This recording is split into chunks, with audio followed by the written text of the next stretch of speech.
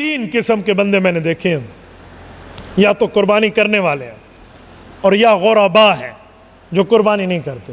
दोनों पर मुझे एतराज़ नहीं है, वो अपने अपने मकामात पे ठीक है। लेकिन जो तीसरा तबका लिबरल्स का पैदा हुआ है, उनके एतराज़ात सुने तो आप दंग रह जाए। पूरा साल गोश्त नहीं खाते, इन दिनों में आप खा रहे हो, क्या ज़रूरत है गोश्त खाने की? और मैंने कहा बेवकूफ़ के पिल्ले, तुझे पता क्या है कि हम कोई गोश्त खाने के लिए कुर्बानी कर रहे हैं? हुजूर ने तो वक्त बताकर फरमाया अगर कुर्बानी इससे बाहर में की तो फिर वो गोश्त है जो तुम खा रहे हो, कुर्बानी नहीं है। इससे पता चला कुर्बानी का ताल्लुक अल्लाह की रजा से है, गोश्त से नहीं है। जवाब क्या?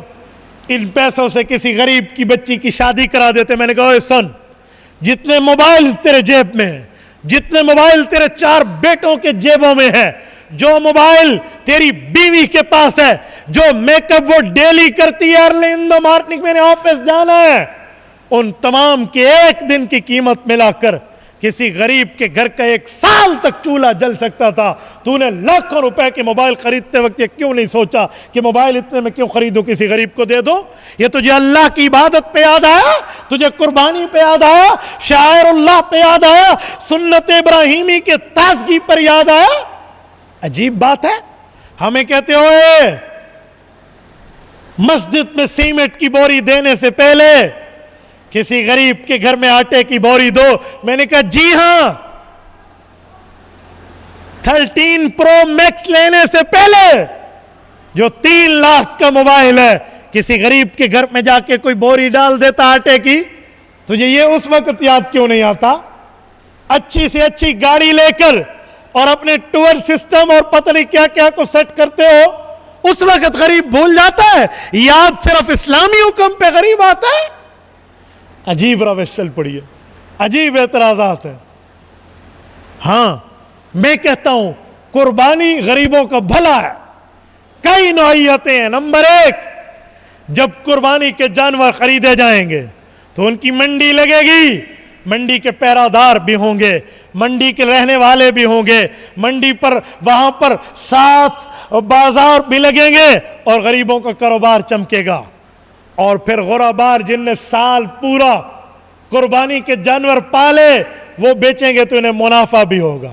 और जब हम कारोबार के लिए एक से दूसरी जगह जानवरों को भेजेंगे तो ट्रांसपोर्ट वालों का भी फायदा होगा।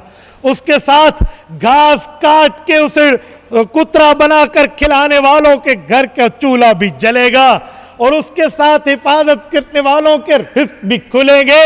हाँ, उसके बाद कसाईयों के घर की आग भी जलेगी और उसके बाद बाकी मामलात में ये जो आप खाल बेचेंगे तो जो खाल आगे जाएगी, जो दबाकत करेगा, जो सफाई करेगा, जो आगे जो कुछ चीजें फैक्ट्री तक लेकर जाएगा, इस गरीब की रोजी भी खुलेगी। फिर उससे जो जाकर जूते बनेंगे, उससे जाकर कुछ और जाए नमाजें बनेगी, वो जो बिकेंगे, इससे भी गरीब की माइशत ठीक होगी। तू भी 2 बातें ले आया तो 4 मैं भी ले आया। ये कौन से बच्चों वाली पट्टी तो हमें पढ़ा रहा है? अजी इससे माइशत को नुकसान होता है। सुन, खालिक जल्ल मज्दुहु वाला रब है, रिज्क का जिम्मेदार अल्लाह। अल्लाह ने फरमाया कुर्बानी का जानवर ज़बह करो, तो तुझे क्या फिक्र है? जिसने रिज्क देने उसके खजानों में कमी नहीं है, तुझे पड़ी हुई है, ये कम हो जाएंगे।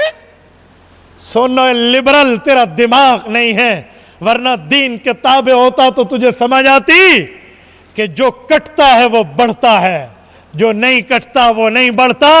कुर्बानी की बरकत बैल, गाय, ऊंट, बकरा, बकरी, दुम्बा दुम्बी इतने बड़े हैं कि उनकी मां 1 बच्चा या 2 बच्चे जनती है, लेकिन कितने रेवड़ मिलते हैं, गिलाबानियां मिलती हैं, गिडरिया मिलते हैं, जो चराते हुए रेवड़ आपको नजर आएंगे।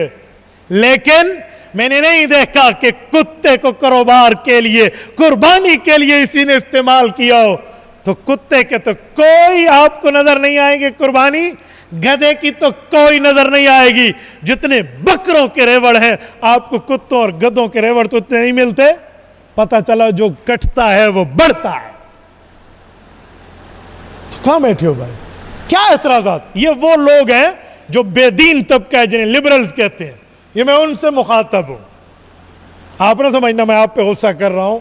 मेरी गुफ्तगू पूरी दुनिया में नशर होती है, तो मैं हर तरह के मजमे को सामने रख कर बात कर दूं। ये लिबरल्स के एतराज़ है, और इस एतराज़ात को बहुत अच्छा, हम यूं उंगलियों पे एतराज़ के जवाबात उड़ाना जानते हैं, कोई मुश्किल नहीं है, लेकिन पता नहीं दीन के मसलों पर एतराज़ात डाल दिए।